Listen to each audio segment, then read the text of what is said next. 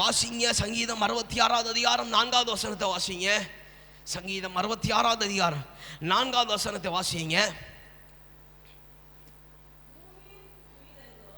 பூமியின் மீதங்கோ உம்மை பணிந்து கொண்டு உம்மை துதித்து பாடுவார்கள். அவர்கள் உம்முடைய நாமத்தை துதித்து பாடுவார்கள் என்று சொல்லுங்கள். Hallelujah, hallelujah. Praise and worship. துதித்து பாடணும். அல்லேலூயா. நன்மையான காரியத்தை செய்தார் என்று சொல்லி துதித்து பாட வேண்டும். அல்லேலூயா. நீங்க துதித்து பாட பாட பாட கர்த்தருடைய மகிமை வெளிப்படும். அல்லேலூயா, அல்லேலூயா, அல்லேலூயா, அல்லேலூயா.